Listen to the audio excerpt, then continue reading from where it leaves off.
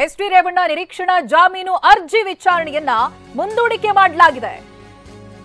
ನಿರೀಕ್ಷಣಾ ಜಾಮೀನಿಗೆ ಕೋರಿ ಅರ್ಜಿಯನ್ನ ಸಲ್ಲಿಸಲಾಗಿತ್ತು. ಇದರ ವಿಚಾರಣೆಯನ್ನ ಮುಂದೂಡಿಕೆ ಮಾಡಲಾಗಿದೆ.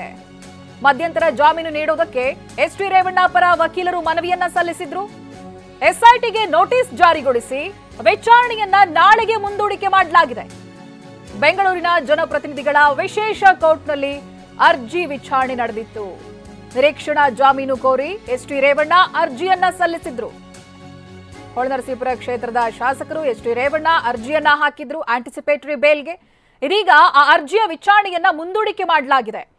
ಇವರ ಮೇಲೆ ದಾಖಲಾಗಿರೋದು ಒಂದು ಎಫ್ಐಆರ್. ಅದರಲ್ಲಿ ಮೆನ್ಷನ್ ಆಗಿರುವಂತ ಯಾವುದೇ ಸೆಕ್ಷನ್ಗಳಾಗಿರ್ಬೋದು, ಇದುವರೆಗೆ ಆಗಿರುವಂತ ಎಫ್ಐಆರ್ ನಲ್ಲಿ ಉಲ್ಲೇಖ ಆಗಿರುವಂತದ್ದು ಯಾವುದು ಕೂಡ ನಾನ್ ಬೇಲೆಬಲ್ ಅಲ್ಲ, ಬೇಲ್ ಸಿಗೋವಂಥದ್ದೇ ಅಂತ ಹೇಳಲಾಗ್ತಾ ಇದೆ. ಆ ಬಗ್ಗೆ ಚರ್ಚೆ ಕೂಡ ಆಗ್ತಾ ಇದೆ. ಅದರ ಹೊರತಾಗಿಯೂ ಕೂಡ ನಿರೀಕ್ಷಣಾ ಜಾಮೀನಿಗೆ ಅರ್ಜಿಯನ್ನ ಸಲ್ಲಿಸಿದ್ರು. ಆದರೆ ಮಧ್ಯಂತರ ಜಾಮೀನು ನೀಡುವುದಕ್ಕೆ ಎಸ್.ಟಿ. ರೇವಣ್ಣ ಪರ ವಕೀಲರು ಸಲ್ಲಿಸಿರುವಂತಹ ಮನವಿಯ ಆ ಒಂದು ಅರ್ಜಿಯ ವಿಚಾರಣೆಯನ್ನ ಮುಂದೂಡಿಕೆ ಮಾಡಲಾಗಿದೆ. ಎಸ್ಐಟಿಗೆ ನೋಟಿಸ್ ಅನ್ನ ಜಾರಿಗೊಳಿಸಿ ವಿಚಾರಣೆಯನ್ನ ನಾಳೆಗೆ ಮುಂದೂಡಿಕೆ ಮಾಡಲಾಗಿದೆ.